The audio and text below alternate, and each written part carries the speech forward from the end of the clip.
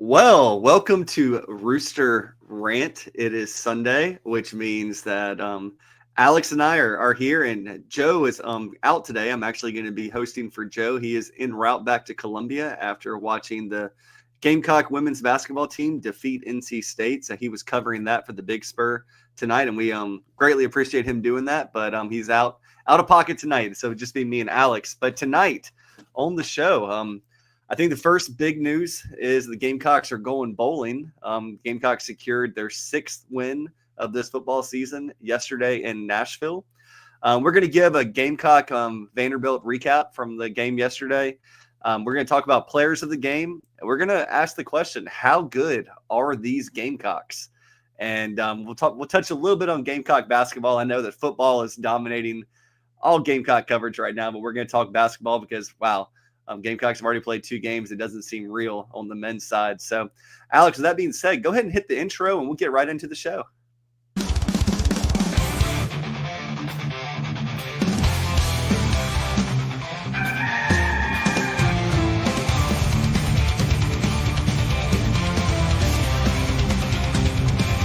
It's time to look back one final time at this week's Gamecock football game.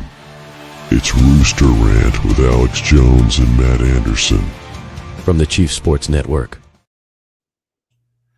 Well, Gamecocks are going bowling. That's how we led off this episode, and that's what we'll talk about first. Alex, Gamecocks currently are 6-3, 4-3 in conference play, and with 3 games left on the schedule, only one SEC game left, but the Gamecocks have secured a bowl game.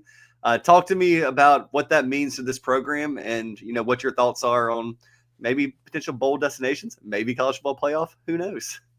Yeah, obviously getting the 6th win is huge. It, obviously gives you one more game at the end of the season. I think for a veteran team that South Carolina has, they all kind of mentioned this, having that extra game, just to be around your teammates again, that's really big. And, I think it's a little more bigger for them this year just because of not being in a bowl game last year, going 5-7. I think they really had a goal of not only doing a bowl game, but they just have a lot on the table, and they know that. They kind of talked about that last night. Like, it's great to get into that bowl game, but there's a lot more out there that South Carolina can accomplish. And I think when you look at the rest of their schedule, you like your chances, and I think South Carolina's got a good chance in all 3 of those games to find a way to win. It won't be easy to win out, but they've shown these past few weeks here that they've really taken their game to the next level. And who knows what can happen if you find a way to win these next 3. You'll be in a very good bowl game, and who knows?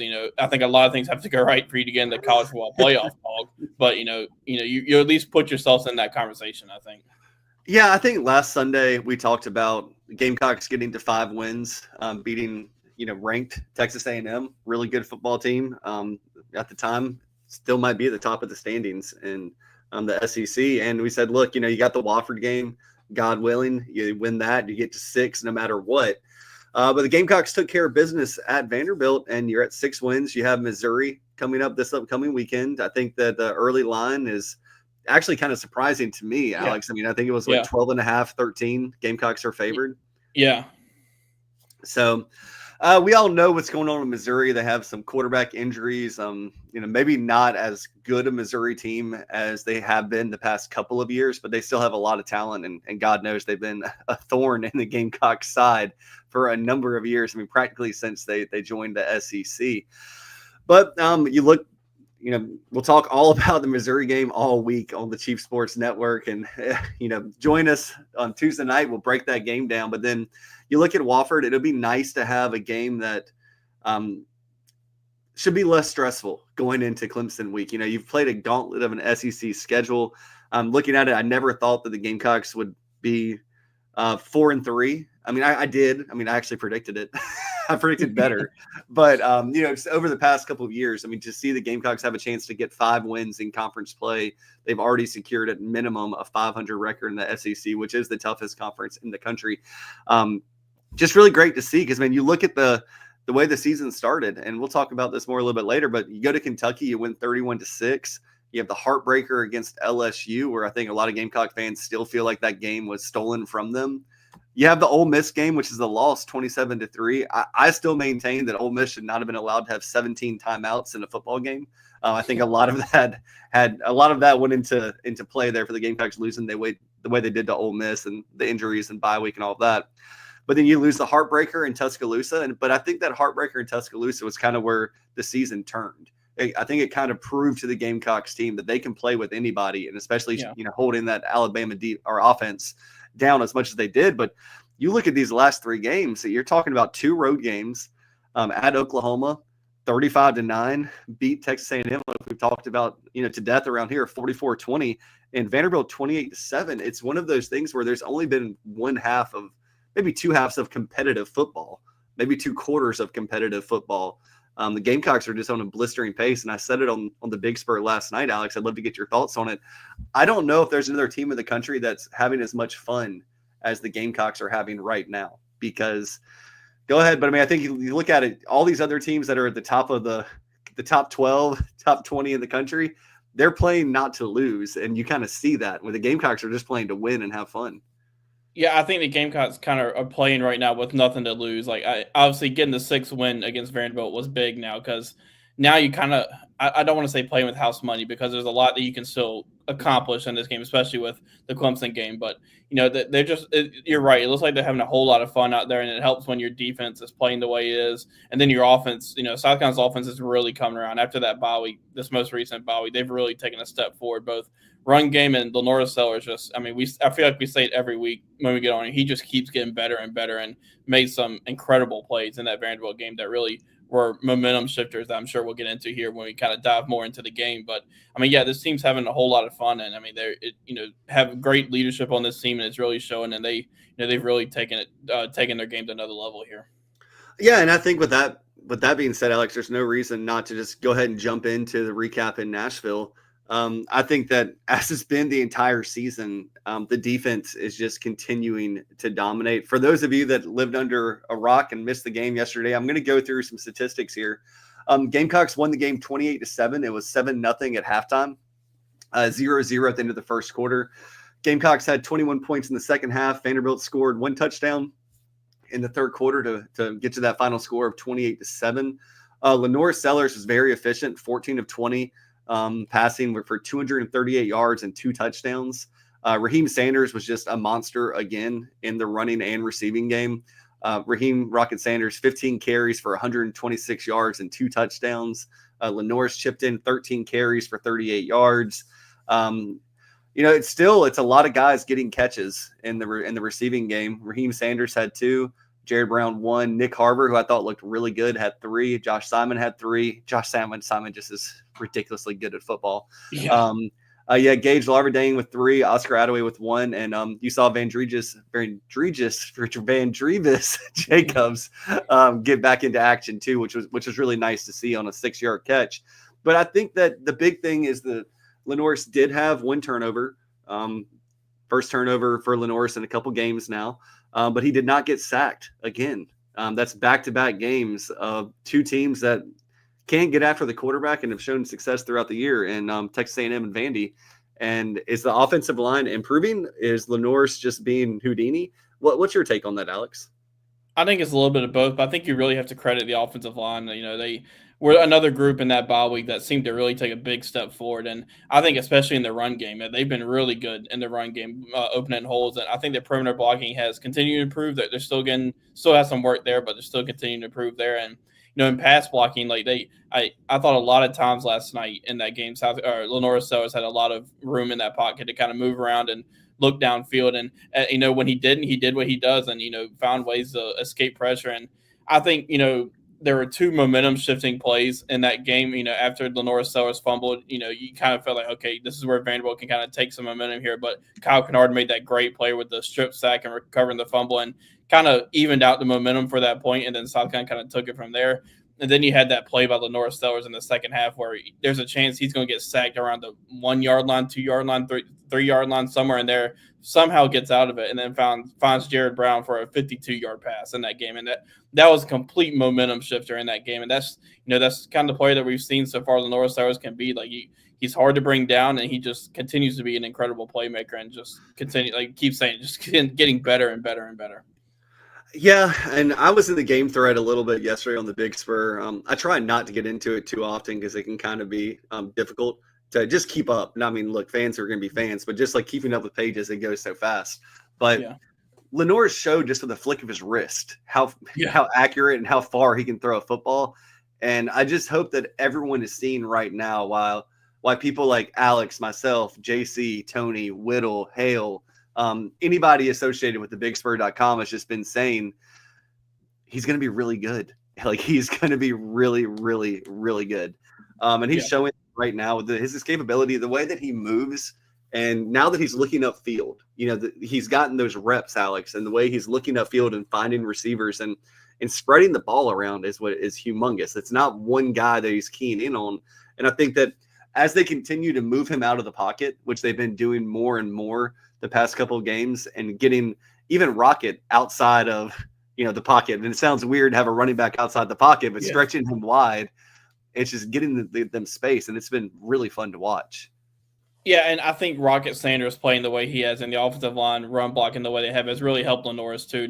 It's just allowed a defense to really have to respect the run game and not just blitz, all the time and try to get after Lenore's. So I think an improved run game, from really Lenore's, helps in on that too, the run game. And I think that's really helped open up the offense, and it's taken this offense to a new level. And, sticking with that offensive line, credit to, Tree Babalade for coming in and really stepping in nicely for Josiah Thompson, who didn't play in the second half due to an injury. And, I think that was big for South Carolina for the future to see that he's really, worked it this year when, he hasn't seen as much playing time as he did last year, but he seems like he's, continued to improve there and really stepped in nicely. Yeah. Have we heard anything on Josiah Thompson yet, Alex? I don't know if Shane said anything tonight. No, there wasn't anything new tonight. He, said that there will be the availability report on Wednesday. Yeah, I feel like the announcers kind of jinxed the Gamecocks. Alex, were you in Nashville for the game, or did you watch it on TV? Yeah, okay, I was in Nashville. Yeah. So you missed it. Maybe you watched the replay, but I watched the replay again this morning, and one of the announcers kind of jinxed the Gamecocks, saying, well, they're the only team in the SEC that has started the same 5 offensive linemen every single game. And to see, Josiah go down was obviously not great, but the Gamecocks still played well. And it's so nice to have a Tree Babalabe who was, a freshman All-American last year and just got beat out this year. I mean, just plain and simple. I mean, Josiah Thompson is probably going to be a first-round pick at some point. Yeah. And but for all the slack that the coaching staff has gotten this season, or I should say flack, to have those 5 guys they've stuck with, and they've gotten better and better in the run game, and everything that fans have asked for, it might not have happened immediately, but it has happened over the course of the season. Yeah, exactly. The run game everything's kind of taken a step forward in the bye week, but the run game, and I think Rocket Sanders being a healthy bye week for him and having that chance, he looks like he's getting really close back to that 2022 Arkansas, and heck, he may be there at that 2022 Arkansas level. He's doing it all, really just running well. His vision's been really good, and he's fast. Like it's really kind of incredible to see how fast he is. And then you got to add in Oscar Adaway's really played well too when he's come in and made the most of his snaps, and they've really kind of built a nice 1-2 punch there, and he's kind of taking his game to the next level. So run game, I think that's really kind of helped open up this playbook, and it's kind of helped this offense just kind of flourish here and really come into its own. Yeah, I mean, you look at Rocket Sanders. I mean, he's got to have close to 400 yards of total offense the last 2 games. Just he looks like his Arkansas self, his All-American self, and that's huge for the Gamecocks because I don't know how much like they're going to want to play Rocket against Wofford. I mean, obviously they would probably love to get out to a big lead and rest him a little bit. So I don't know if he'll get to 1,000 yards rushing this season. He's on the verge of it with a couple more big games in the bowl game. But I'm really happy for him. He's a kid that balled in. And I think, talking to Rocket, kind of segueing perfectly into the defense, Rocket said it after the game. He thinks they have the best defense in the country. And I saw that some Vanderbilt fans are saying the same thing. They say, we've already played Alabama, we've already played Texas, and South Carolina was the toughest defense and the toughest team we played this year. Looking at it, I thought the defense just continues to play lights out. I mean, just giving up, 9-27. So we're talking about giving up 36 points, give or take, in the last 3 ball games against SEC opponents that were all, pretty decent outside of Oklahoma, but they gave Missouri a ball game yesterday as well. Yeah, and they, really did a good job. And the Vanderbilt game is going to be key to get off the field on third downs. And in the first half, they especially did that because, Vanderbilt can really hold on to the ball. But they, South Carolina's defense didn't allow them to do that. And, I think, Vanderbilt did come into that game, a little bit banged up. I don't think Diego Pavia was 100%. I don't think running back Cedric Alexander was 100%. But South Carolina really got after Pavia, and first half did a really good job of containing him and not letting him make those kind of off scheduled plays either out of the pot or outside the pocket or running. They had that one drive in the third quarter where Pavia really kind of got it going in the run game, but after that, Clayton White and the rest of the staff really adjusted to what they were doing defensively and, kind of locked him down. And I thought the defense as a whole just really played a good game. And it seemed like Pavia was, it seemed like he was constantly getting pressured one way or the other, either from the edges or the linebackers or the defensive tackles. And, it was just another one of those games where it's not really becoming a surprise anymore that this defense is playing as locked down as they are. I think that you have to start at the defensive line and work your way back. I mean, they had 2 sacks yesterday, 6 tackles for loss, but the secondary was just all over the Vanderbilt receivers. I mean, batting balls down.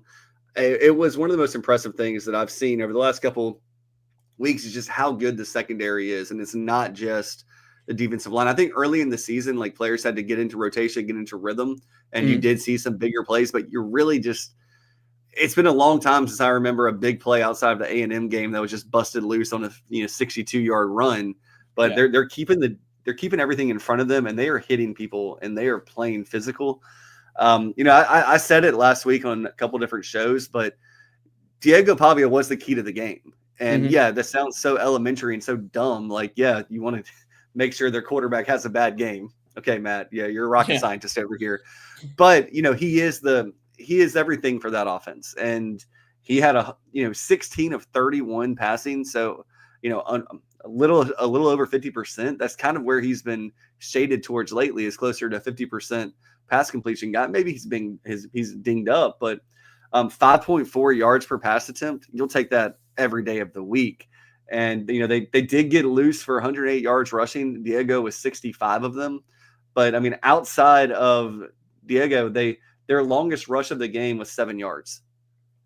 Yeah. That's just playing downhill on defense. Yeah, going into the game, I thought it was really interesting to see South Carolina's defensive speed match up with Vanderbilt's offense. Vanderbilt likes to do a lot of that option type stuff and are really good at it, with the way Pavia can run it. And I thought South Carolina's speed, especially at linebacker or Demetrius Knight, and those guys could really give them problems. And I think we saw that last night.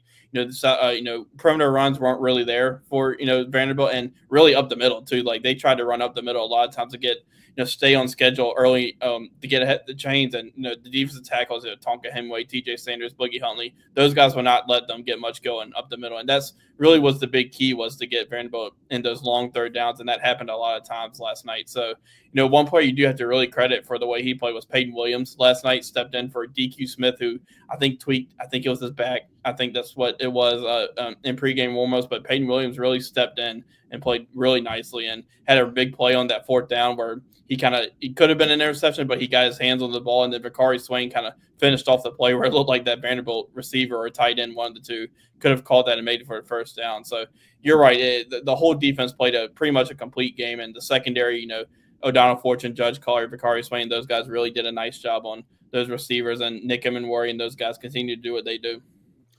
Yeah, I think the last guy I want to hit on before we get to players of the game, just kudos to Nick Harbor.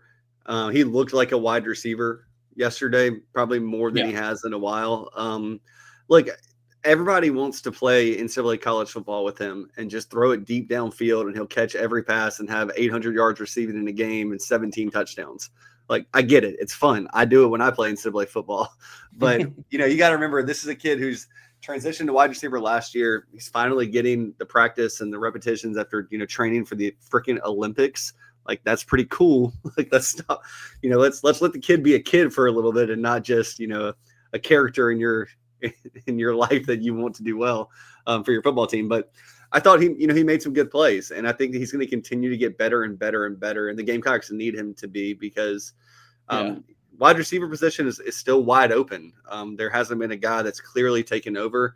I mean, even looking at this, kind of crazy to me, but did Mazio play? I know I saw him. He played 11 snaps. Yeah. So when Mazio's not in there, you need somebody to step up, and might be Rocket Sanders, even though he only had 2 catches, still turn those into 52 yards. But yeah. And kind of going to Nick Harbor, like I think that's going to be a huge confidence boost for him. Like, you can do it all you want on the practice field, but then to go out there and do it, on Saturday night under the lights and to have, a pretty good game like he had and made some big catches, like that's going to be a huge confidence boost for him. And, they continue to need wide receivers to step up. And we're starting to see that a little bit with guys like Jared Brown and Gage Larvadane and Vendrevious Jacobs. But, if Nick Harbor can continue progressing, yeah, I think that's a huge sign for South Carolina. Yeah, so Alex, let's go ahead and maybe give me one or two or three, whatever you decide, players of the game. If you need a second to think about it, I can go first, but if you know what you want to do, go right ahead with players of the game. I say, offensively, I think you got to go Rocket Sanders. He made, the offensive line really did open some holes for him, but there are a lot of plays too that he kind of made on his own. And, he kind of just continues to do it all. He pass blocks pretty well, obviously running the ball really well. And then, it's going to be really fun if they can get that screen game going like they did on that last touchdown. And I think that's something that will really also help, the offensive line too. If they can, get the defensive line thinking about that. And, sticking to that, kind of steal one from Shane Beamer here that he mentioned last night or just tonight on the teleconference. But I thought Torricelli Simpkins had a really good game. When you watch him, he's always playing really, really physical. And he's just a guy who I think has helped bring that mentality to the offensive line. And, he seems like he's, just really coming into his own there. And I think, I guess maybe you got to I think you can throw in Josh Simon in there too. Like it really been, I think that's 2 or 3 straight games now with a touchdown catch. And I mean, that was a big time catch he made. He was going to get hit on that play. Mm-hmm. So, I think you can throw him in there and, it's always easy to throw the quarterback in there too. So I think you can throw Lenore Sellers in there for his progression and the plays that he made. Yeah, I mean, when you have a 28-7 type win, there's going to be all kinds of players of the game. A lot of people will stand out. I think that, my three, if I had to pick three, would be like Rocket for all the reasons we've talked about. Lenore Sellers for he's a big part of not giving up a sack and, finding a way to get in the end zone himself with either the pass or via the run and setting the team up for, Rocket's touchdown. I mean, that was just an extension and trying to get in there.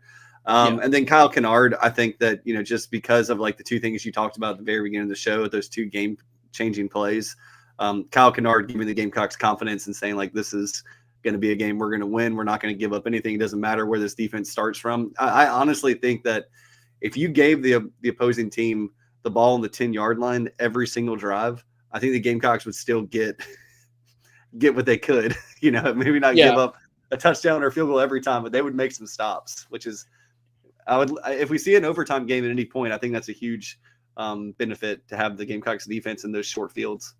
Yeah, and defensively, I would put Kyle Kennard in there just because of especially that one play he made. But, he and Dylan Stewart were all over in that backfield and nothing that's really different from what they've done all season. Like, they continue to do that. And, I think another one, I think I'd probably give Demetrius Knight a player of the game for defense. Like, his speed is he's a really fun linebacker to watch play just because of the speed that he can get, east-west, sideline to sideline. And I think he caused a lot of problems for Vanderbilt last night. And also, I think you got to throw Peyton Williams in there, like for, to be able to go in there and take over for DQ Smith. That's not easy to do when you're preparing to really be the backup all week. And then all of a sudden on game day, be thrown in there as a starter against a Vanderbilt offense that can be kind of tricky to play against just because of the option stuff. But he came in there and made some plays, and I thought he played really well stepping in there. Yeah, I agree with all of that.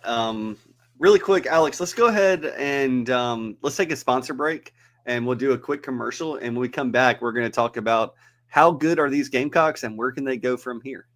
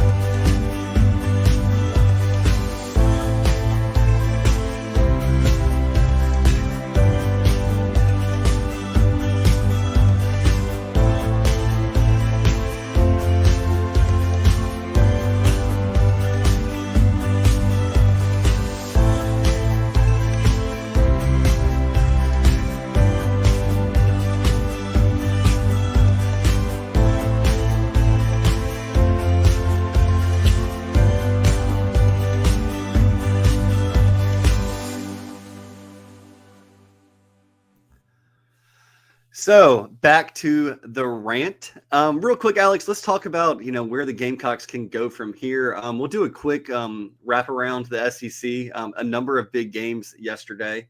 Ole Miss beat Georgia 28-10. Ole Miss fans stormed the field. It's becoming a routine thing in college football right now, and I know Georgia will gladly take not gladly take the $250,000, but they'll take a consolation prize there.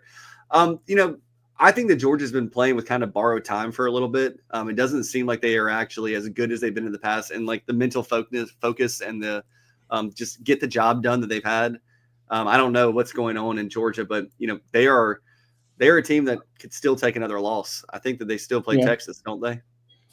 No, they already played Texas. Okay, yeah. So they beat Texas. Let me see who else they got Georgia Tech, who seems to be able to get up for a big game. I mean, they beat Miami yesterday, so I mean that's probably a little bit of a scary game too. Yeah, that's in Tennessee. Yeah. So Ole Miss is still holding on to college football playoff hopes. I guess Georgia is as well. I mean, both those teams probably need to win out.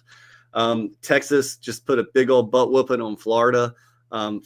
Florida was down to their third string quarterback. It was never going to be a good game in Austin. But Texas is now 8-1, 4-1 in the SEC. Florida drops to 4-5, and they got a couple games left. We'll see if they get to a bowl game. Maybe Lagway comes back. Yeah, they can get there. I mean, they'll probably beat Florida State because everyone's beating Florida State right now.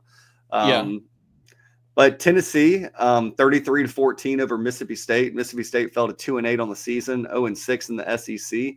Tennessee is right there in the college football playoff hunt at 8-1 and 5-1 in the SEC. Alabama just dismantled LSU in Baton Rouge. I don't know if anybody really saw that one coming, but no. I thought Alabama would win that game, but I didn't think they would do it the way they did. Like I think LSU's got some problems, and it's just really kind of been, I think a lot of teams are starting to show those, and it's going to be interesting to watch how they kind of finish this season. Yeah, so that takes Alabama to 7-2, 4-2 in the SEC. LSU 6-3, 3-2 in the SEC. Oklahoma and Missouri, we already talked about it. Missouri will be ranked when they come to Williams-Brice Stadium. I believe that they were ranked in the AP poll today, and so was South Carolina. I probably should have let off at that. South Carolina's number 23 in the coaches in the AP poll. Missouri won 30-23 over Oklahoma. Oklahoma dropped to 5-5, 1-5 in the SEC. Welcome to the SEC, Oklahoma. Missouri 7-2, 3-2 in conference, and then obviously we've talked a lot about this Gamecock game. Gamecocks are now 6-3 overall, 4-3 in the SEC. Vanderbilt 6-4, 3-3 in the SEC. So I say that to say, Alex, I mean, a lot of people are starting to wonder about the Gamecocks' potential college football playoff chances. Like we talked about in this show, it's still a pretty long shot. Because Gamecocks are 6-3. They're gonna have to jump a lot of teams and hope a lot of teams lose along the way. But as good as the Gamecocks are playing right now, I mean, if you take one of their losses away, you take away that Alabama loss or you take away the LSU loss, I think they'd be right in the conversation. Yeah, it's kind of going to be one of those what could have been, if you found a way to win that Alabama or LSU game. But I think you could also look at it as, maybe losing that Alabama game was what turned the corner for the season. I think the whole kind of mentality they kind of talked about was, we're kind of been so close, let's kick the door in. I think they just kind of enough's enough. And I think, they probably maybe not have had that as strong as mentality with that, if they would have beaten Alabama, and who knows, maybe they would have still won all those games. But I think, you can look at it that way too, to say maybe, that Alabama game was a turning point in the season where they just kind of said enough's enough. And, they've showed that so far with the way they played. Yeah, and like I said, we're going to talk about the Missouri game. We'll obviously do some kind of Wofford preview, and then we'll preview the Clemson game when that game comes. But if you just look at it right now, I mean, South Carolina, I mean, yeah, they've played 7 conference games, and some teams haven't, played 7 conference games at this point. But they've scored 199 points, only given up 132, and this is the most points scored in the SEC so far this season. Obviously some teams have played less games, and they'll eventually catch up. But, looking especially just really quick at that Missouri game, because that's where it all starts for the Gamecocks to potentially get to 9-3. Did you realize that in 5 games, Missouri's only scored 91 points against SEC opponents and given up 142? Yeah, I mean, I didn't know those numbers, but I mean, probably not too surprising with the issues they've had on offense, and that's kind of the key with this game for the Missouri game is the health of Brady Cook. But I think it's hard to deny what the South Carolina defense is doing anyway. Who's playing that, whether whoever is playing that quarterback, and they got a few talented receivers and Luther Burden and Theo Wees who are really good, and you have to account for. But that South Carolina defense has shown that you can't doubt them, and they've shown up against the best offenses in the country so far. Yeah, and Williams-Brice is, I mean, it's just unbelievably electric right now. Like when you go to the stadium, I mean, 30 minutes ahead of time, like that place is packed. And I think the game is at what time? 4 o'clock this Saturday? Yeah. 4:15. So you'll still get a nighttime end to this game, which will be really fantastic. If you can get to the game, make sure you go. But only 2 more chances to watch the Gamecocks at home this year. When you start looking at bowl games, maybe an outside shot, if things fall their way to get into the college football playoff, I'd probably say it's more like a 10% chance at best. Yeah. But they probably will play a bowl game in Florida, which is something that, a New Year's Day bowl, maybe you go to Orlando and you go, I don't know where all the bowls are this year. I have to go look them up. I know that you track this on a weekly basis, Alex, just the projections. But I would not be surprised if the Gamecocks finished 9-3, that they would be the most sought after team in the SEC that does not make the playoffs. Yeah, because they're going to be, one of the hottest teams in the country, having not lost since that Alabama game. And South Carolina as a fan base has shown that they'll travel to most bowl games, all the bowl games. And maybe remember what they did at Jacksonville. Like it was a whole bunch of South Carolina fans in Jacksonville for that game. And you find a way to go 9-3. The more you win, the more I guess higher ranking bowl game you're going to get to. I think right now you kind of look at some projections say Music City Bowl in Nashville. I think if you keep winning, you can find yourself maybe going back to Tampa to the ReliaQuest Bowl. Maybe if you keep winning and find a way to beat Clemson at the end of the season, maybe you can find your way into the Citrus Bowl in Orlando, which is one of the top-notch bowl games now in this day and age. And that's always going to help in recruiting and just the optics of your program is being one of the hotter teams in the country at the end of the season and end up in a big bowl game against a big opponent. Yeah, I mean, I could see a similar situation to when the Gamecocks ended up playing Notre Dame in the bowl game in the Gator Bowl, where it was just the Gamecocks were so hot. Like that's what they were. Like everybody wanted the Gamecocks after the Tennessee game and the Clemson game. But it's kind of sad when the Gamecocks were 3-3. I was like really hoping for the Las Vegas Bowl because I just think that Gamecocks in Las Vegas would be a wild scene. And have you been to Las Vegas before, Alex? Yeah, it's a long time ago. Okay. Yes, I mean, but look, the Gamecocks have their sights set on something more than that, and it's kind of amazing to think about where they were 3-3 just 3 weeks ago, and potentially rattling off 6 wins in a row, getting to 9-3.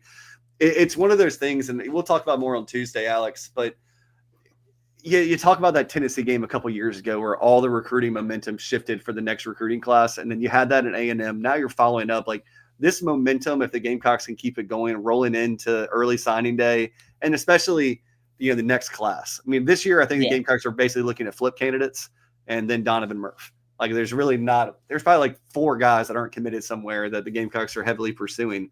But when you give Shane Beamer momentum, all the things that he preaches in the locker room and behind the scenes and the kids buy into, it just becomes like crack, honestly. Like for all the kids, and it's something. And wait till the 7-on-7s this summer, Alex. Right.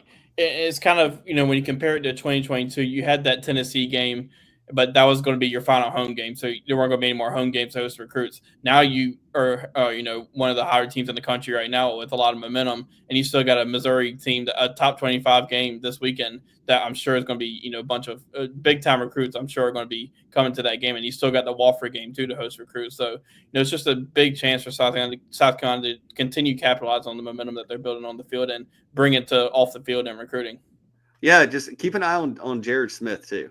He'll be at the game this upcoming weekend, and I can promise you the Gamecocks have not stopped working that kid. And he's seeing what the defense is doing. Well, Alex, moving on from that, I guess we should probably talk a little bit about Gamecock basketball. And we'll go deeper into this when we get to our Tuesday night show, and we just have a little bit more time. But, right now, currently, the Gamecocks at Ken Palm are ranked 76th in the country. They are the highest win-loss team, I believe. At least they were a couple days ago, with North Carolina losing Friday night or Saturday night, they probably are still ranked ahead of the Gamecocks. But Gamecocks did lose 74-71 to North Florida. I know that it broke a lot of Gamecock basketball fans' hearts, but they did bounce back for a nice win against South Carolina State, 86-64.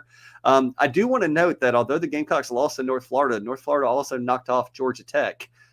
So I think North Florida is probably a pretty good team.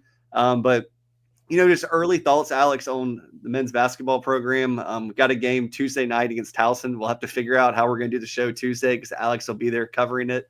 And then, it all leads to a big Saturday for Gamecock fans with the road game and men's basketball against Indiana. And then obviously the Gamecocks football team will be hosting Missouri.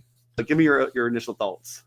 Yeah, I thought they came out and played pretty well against South Carolina State. I think maybe a little bit more, intensity just overall. Just would just expect, you lose to North Florida in the first game, you're going to come out and want to bounce back. And I thought they did a pretty nice job overall in that South Carolina State game. And now it's just kind of your chance. You got one more game against Towson, and find a way to win that one, and you're preparing yourself for a really kind of big and interesting matchup against Indiana and Bloomington Saturday, which is, I think it tips off at 3:00 maybe. It's right around the same time as that Missouri football game. So, it's going to be interesting to see, this team is going to continue progressing. And, Lamont Paris has showed that his teams continue to get better. And, I think you just hope that was just a bump to start the season. And, that loss will kind of weigh with you for a while. But, I think this team's going to continue to find ways to get better. The talent's there, at pretty much every position. And, I think, South Carolina will continue to show improvement. And as they, move through this non-conference season and prepare for an SEC slate that just continues. We thought it was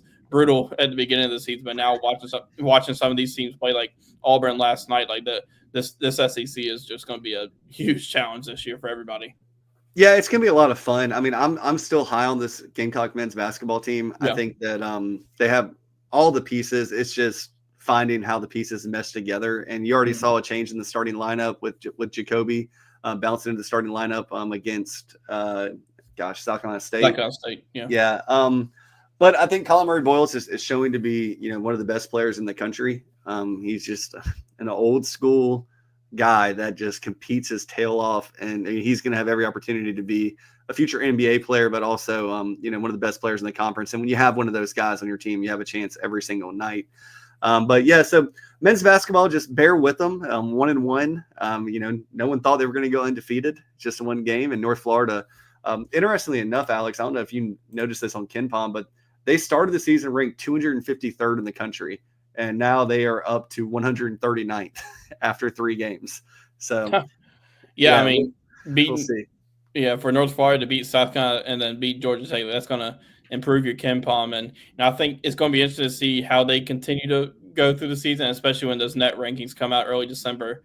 I think if you're South Carolina, your best case scenario for that one to be a quad 3 loss, just for your resume. And it could end up being a quad 4, but if they continue on this path, like it could end up a quad 3, which is still not a loss you want on your resume, but it's definitely better than a quad 4. Well, I mean, like I said on a couple shows last week, I'm going to be watching North Florida very closely for those reasons because, once the net stuff comes out, Alex and I will be diving into that daily every time it updates. But North Florida does have a big game against Georgia Tuesday night as well. So another opportunity for North Florida. The men's team, we talked about them. The women's team's 2-0, defeated a top 10 team in the country in NC State today in Charlotte. Really cool that the women are getting the opportunity to play in these neutral court games. And they played at the Charlotte Hornets arena today. They played in Las Vegas, first game of the season, and they look really, really good. I do want to give a shout out to the women's soccer team. Unfortunately, they fell 1-0 today in the SEC championship game, but they'll have the NCAAs ahead of them, and they're looking like a pretty strong squad, just like they were last year. So shout out to them. Look, sports are about to come hot and heavy for the Gamecocks, because before you know it, you'll blink and bowl games will be over. We'll be in the heart of college basketball season, and baseball is right around the corner, and then it's recruiting season. So if you're not a member of thebigspur.com, make sure you go ahead and subscribe. It's so cost effective to get the best information out there on Gamecock sports, because you can watch all the shows in the world, but you're still missing out on another part of Gamecock sports. But did want to give a couple shout outs here. Thank you so much for everyone that's on the show tonight. Carolina Titan, Matt Sellers, XO, you guys are here a lot. looking at some other names. Frederick Cooper, thank you. Maddox Smith, thank you. Exo, I think I already mentioned. And then Brian Harrison and his mom, Jennifer Williams. We appreciate you guys being a part of this show and popping in and let us know you're watching it and you love your Gamecocks. And Nancy Crowder, thank you as well. We appreciate you all, and we appreciate you giving us your time, because when you give us your time, you give us the most valuable thing you have. And Alex and I never take that for granted. We'll be back on Tuesday night to preview the Missouri game, talk about anything and everything that's happened. It might just be me, but it'll be fun. And we might actually talk about moving it to Wednesday night. We'll just see what Alex's schedule looks like and what's best for the show and what's best for all of you, because I don't want to be on a show when you're trying to watch the Gamecocks play. So we'll figure all of that out. We'll probably plan on moving the show to Wednesday, actually, Alex. I'm just going to do that off the cuff right now. So, all right. Well, thank you, Alex. Thank you all for joining us. Gamecocks got a big win in Nashville, 6-3, bowl eligible. Start planning your Florida trips, y'all, because I think it's going to be a fun rest of the season. But for me and Alex, we wish you the best, and we'll talk to you soon. Have a good one.